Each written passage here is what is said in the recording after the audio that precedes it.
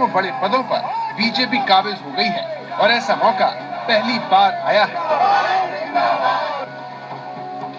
राष्ट्रपति भवन यानी देश के सर्वोच्च नागरिक का घर, 6 मौलाना आजाद रोड यानी देश के उपराष्ट्रपति का घर, 7 लोक कल्याण मार्ग यानी प्रधानमंत्री निवास, देश के सबसे बड़े तीनों संवैधानिक पद पर बैठी हस्तियों का निवास स्थान देश की राजधानी दिल्ली के जिस इलाके में है उसे लुटियंस जोन कहा जाता है।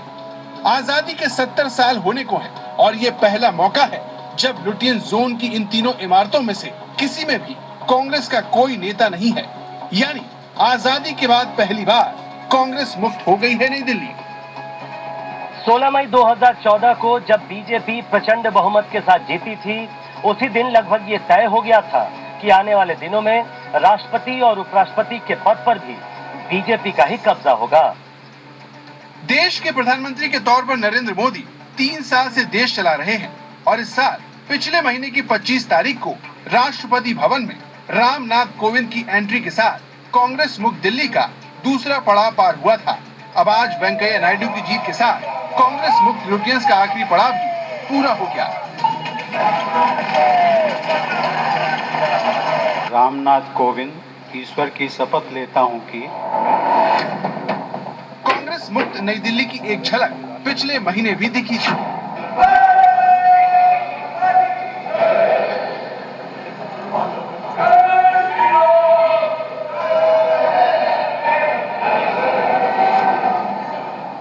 ये तस्वीरें संसद भवन की हैं, जब भारत माता की जय और जय श्री राम के नारे रामनाथ कोविंद के राष्ट्रपति बनने के फौरन बाद लगे थे।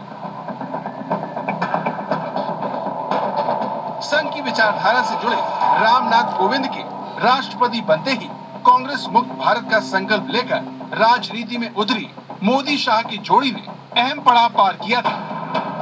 गैर कांग्रेसी होने से भी बड़ी बात यह है कि राष्ट्रपति, प्रधानमंत्री और उपराष्ट्रपति संघ की पृष्ठभूमि से आते हैं। प्रधानमंत्री नरेंद्र मोदी आरएसएस के प्रचारक रह चुके हैं। राष्ट्रपति रामनाथ कोविंद का आरएसएस से जुड़ाव पुराना है और उपराष्ट्रपति वेंकैया नायडू भी 5 दशक पहले एबीवीपी और आरएसएस से जुड़े थे। लोग पहले कहते थे Congress by nature ruling party है और Bhajpa by nature opposition party है। तो उस परसेप्शन को तोड़ना और भाजपा अपने दम पर एक रूलिंग पार्टी बनकर उभर कर आ रही है।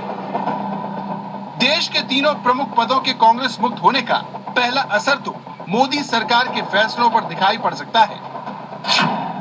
जटिल समझे जाने वाले मुद्दों समान नागरिक संहिता, अनुच्छेद 370 और राम मंदिर जैसे बीजेपी और संघ परिवार के वैचारिक विषयों को अब बीजेपी से ज्यादा समाधान कराने की उम्मीद होगी। निश्चित तौर पर अब जबकि महत्वपूर्ण पदों पर बीजेपी पूरी तरीके से काबिज हो चुकी है, तो इन विचारधारा से जुड़े मुद्दों से भागना उसके लिए आसान नहीं।